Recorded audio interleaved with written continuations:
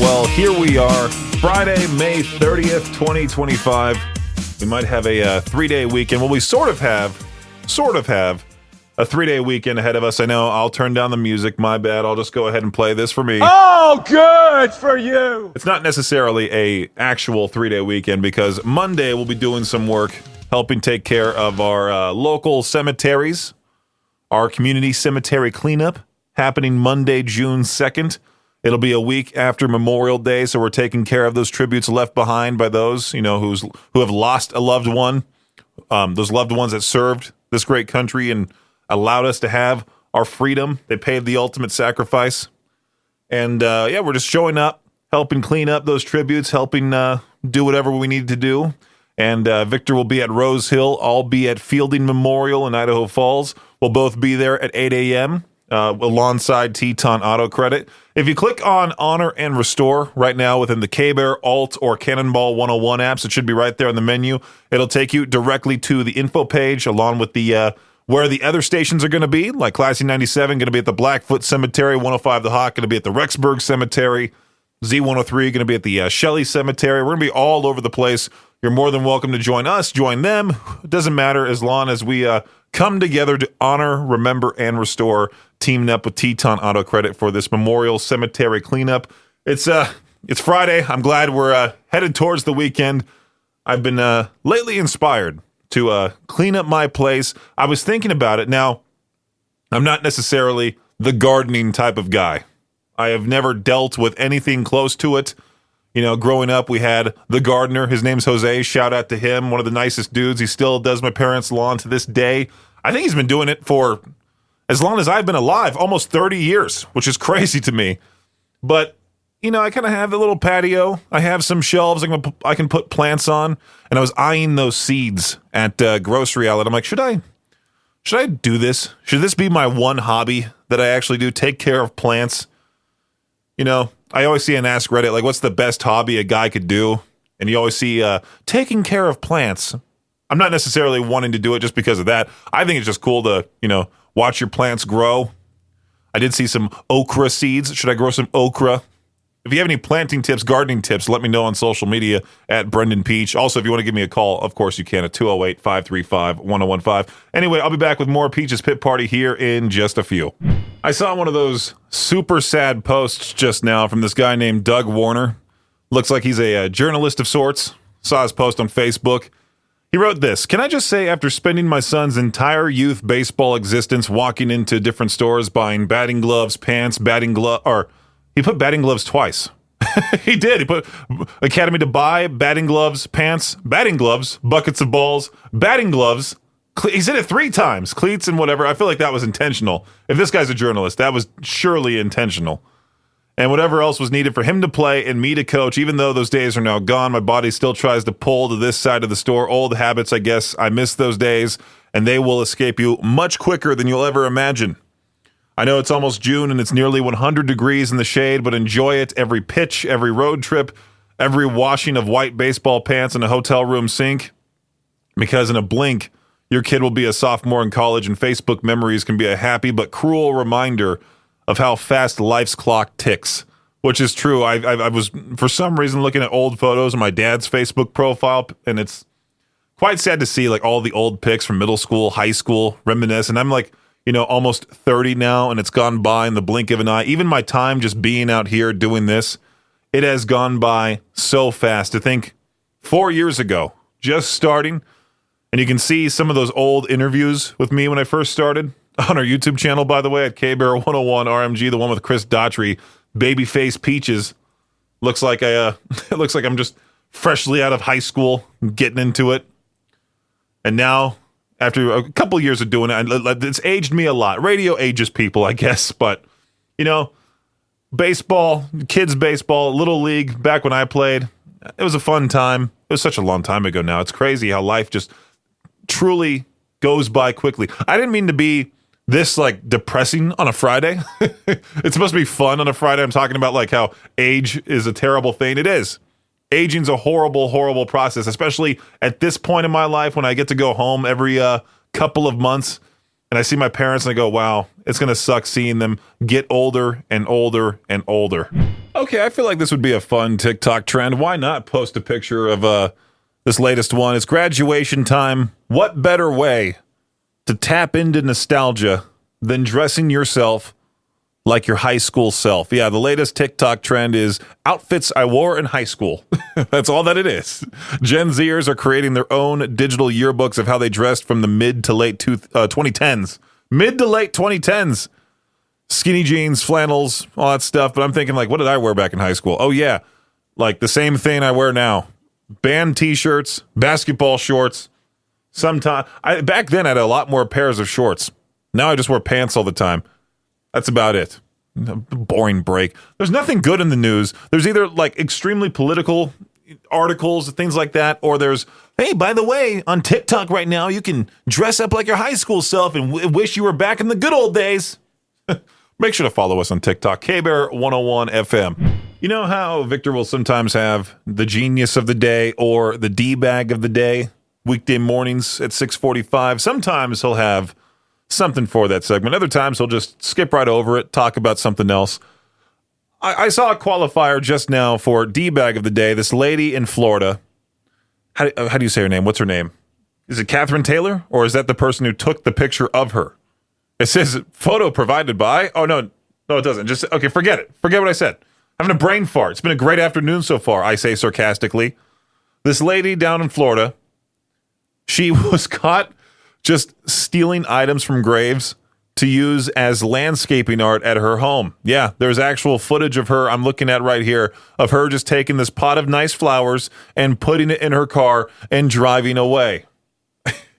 Someone made a funny comment saying she must have a killer yard at Halloween. Hey-oh. D-bag or genius of the day, weekday mornings, sometimes weekday mornings at 6:45 on the Victor Wilt Show. The Washington Capitals, they're in damage control mode after an email got out suggesting the 2025-26 season would be Alex Ovechkin's final year in the NHL. The Capitals sent out an email that referred to the 2025-26 season as Alex Ovechkin's final NHL season, despite the entire statement being highlighted in red with the final three words appearing in all caps in the email. The Capitals quickly denied that report, saying Ovechkin has not made a decision on his future. Now, I thought I saw other things this morning that officially said, hey, it will be his final year. I thought like season ticket holders were notified that it would be Alex Ovechkin's final year and that there would be like some sort of what's it called when they do like one last year of playing? It's like Kobe Bryant's something year, retirement year. I don't know. Retirement tour. That's what it's called, I think. Anyway, the Washington Nationals, they're headed to the depths of Mordor. No, they're not listening to Led Zeppelin or dropped into last place in the NL East. Their book club has started the works of J.R.R. Tolkien.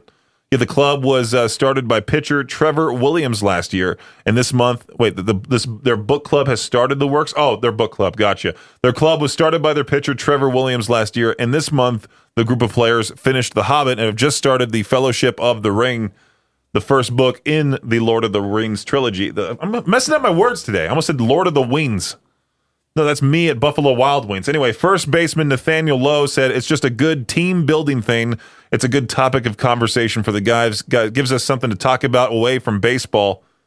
I think that's pretty cool. It's a great way to force me to read any fantasy book or read any book overall. Last but not least here, Major League Baseball wants to get in on the ground floor of women's professional softball. MLB is purchasing a more than 20% stake in the Athletes Unlimited Softball League, the league that is preparing for its first 4-team season this summer and plans to expand further in the future. The deal includes MLB assisting the AUSL in marketing and content distribution. Anyway, that does it for your poorly said, butchered shot clock sports update today, right here on K-Bear 101. Isn't it funny how people can just turn into like the world's best detective when they're like thinking their partner's cheating? You know, this British woman, she was suspecting her husband might be cheating on her and ultimately confirmed her suspicions by looking at his tech, not his phone or computer, but his electronic toothbrush. She checked the companion app for her husband's toothbrush. What's a companion app for your toothbrush? I must be that poor to where I just have the regular cheap toothbrush. I don't have one of those fancy electric ones, but you have an app for your toothbrush? She checked the companion app for her husband's toothbrush and noticed this unusual trend. He was brushing his teeth at odd times of the day, like when he was supposed to be at work. These were also times when she was at work and their kids were at school, so no one would have been home. There were also many Fridays where the app logged his brushing during the day where he was supposedly at the office. So she finally confronted him, asked him about the toothbrushing log. At first, he denied being home at those times, but then she discovered that her husband actually had not worked in the office on Fridays for several months. And after some more interrogation, he finally admitted he was cheating on her with a colleague at their house on Fridays. That's one of my biggest fears.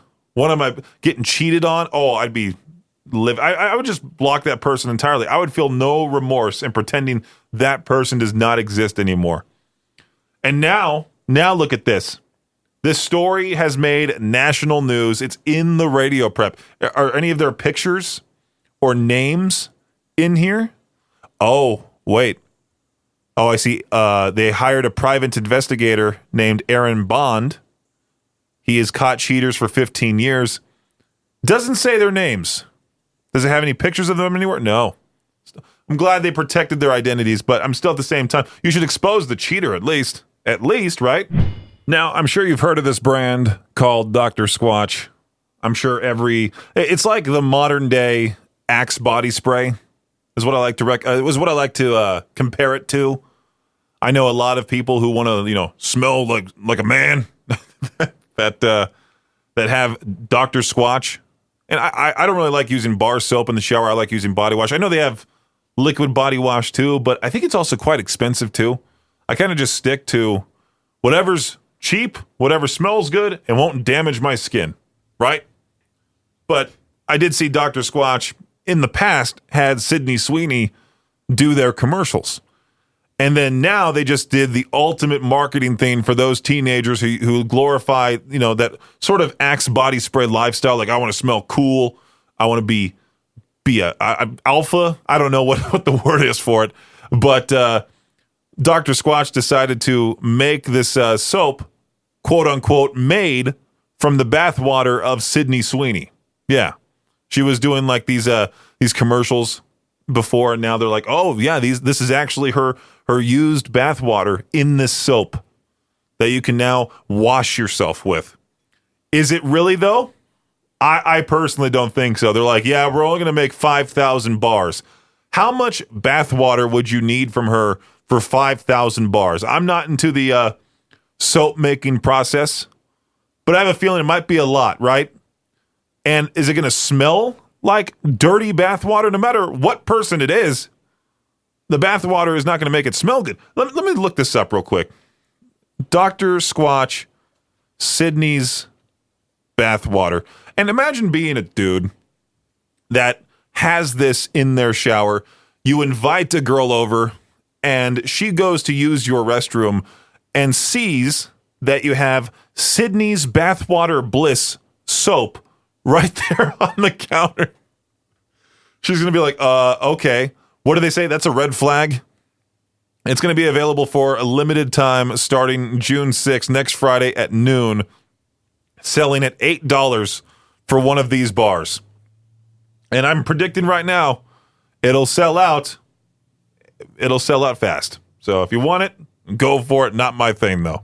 As I'm sure you're well aware, there was that big explosion at Biscuit Basin, Yellowstone National Park. Well, as a result of that happening last year, that part of the park is going to be closed to the public for the summer. The summer tourism season, as scientists continue to monitor the area after that thermal pool in the basin spectacularly exploded, is what this article put, last July. Can't believe it was already almost a year ago. The Yellowstone Volcano Observatory is monitoring the area's potential for more unstable upheavals before allowing people to get up close and personal with Biscuit Basin again. I mean, that video was wild. I remember seeing that right away. We shared it everywhere. Happened July 24th of last year. Black Diamond Pool just exploded. It has continued to show erratic behavior since the explosion. A static webcam was installed so scientists could catch it in the act. They're spying on this pool.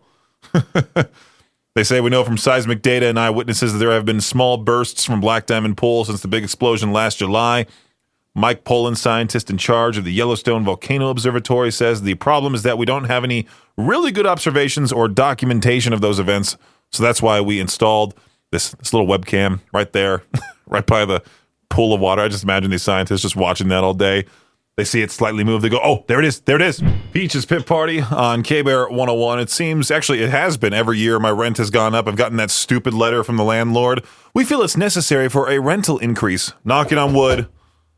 Knocking on wood. I'm hoping it doesn't happen this year. Really. I'm already paying way too much for this crappy 2-bedroom. And I was thinking about it. I'm like, well, I could just move all of that furniture out of the other bedroom and find some place to put it and potentially get a roommate.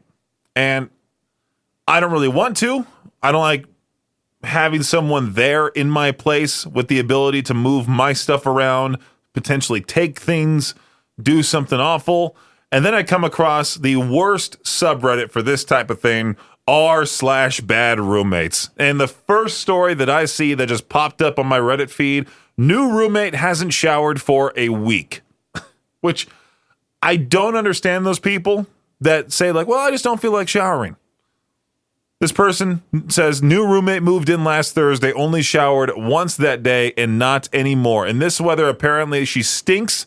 And today I keep smelling it slightly from 2 meters away. I'm a person with a strong sense of boundaries and don't want to look like a psycho who monitors the shower frequency of roommate. So I haven't advised her yet. Well, maybe you should be like, hey, you stink. Have you showered recently? And then she goes, well, it's been a week. And then you go, get in there right now. Put on some soap. It doesn't matter what soap you use. You could use that, what was that Dr. Squatch soap we talked about earlier? The Sydney Sweeney Bathwater soap. Just chuck that at her. Say, hey, use this. I'm sure you're familiar with the term boy dinner, maybe even girl dinner. I saw this question. What's a girl dinner you're weirdly proud of? Shredded mozzarella right out of the bag, farm-style cut. I see scrambled eggs on buttered sourdough toast with the side of cherry tomatoes seasoned with salt and pepper. That feels like too much effort right there. Like a boy dinner is just like steak, and that's it. Maybe even just like a can of Bud Light or something like that. That's all that you see. Or you see the Zin canister. That's boy dinner. A lot of these are just like, I travel for work a lot and have to eat a lot of solo meals. Often I sit at the bar of a nice restaurant, order a salad, a side of fries, and a cocktail, and then read a book on my phone. Okay? That's not something you make. That's just what you ordered. Cottage cheese on tomato slices with a drizzle of olive oil and balsamic top with fresh basil. The cottage cheese tastes like burrata. Is that how you say it? Again, too much effort. Oh, what's this? Ruffles chips and hot fudge.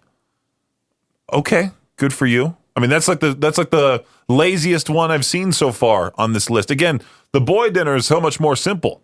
Like can of chili, Fritos, cheese, good old Chili Billy right there. Yesterday, I ate the whole bag. I ate the whole bag of pot stickers from Grocery Outlet. Am I proud of it? No. In today's lesson on how not to handle a night out, Rachel Keene in Ocala, Florida, refused to pay her $100 bar tab, claiming she had no cash. No big deal, right? Well, another patron offered to cover it if she Venmo'd them later.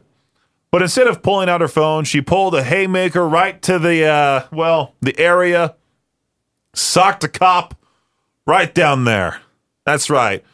What could have been a minor oopsie turned in to a $17,500 mistake. She was, sent to jail, paid her $17,500 bond.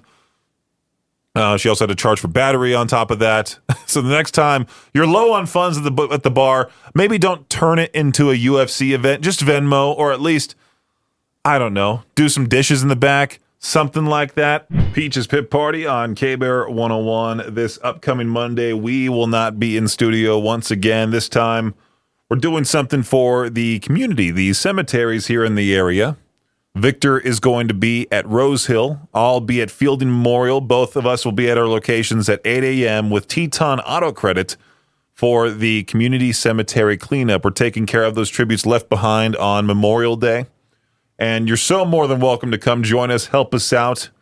If you like Victor more, go hang out with him. If you like me more, go hang out with me. Or if you like us both equally, you can hang out with him for a little bit, hang out with me for a little bit, and then be like, okay, I did my part, thank you.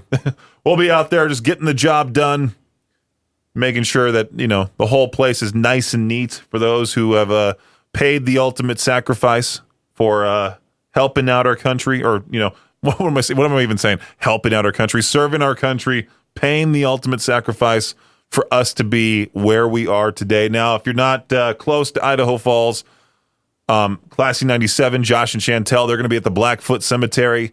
Justin from 105 The Hawk, he'll be at the Rexburg Cemetery.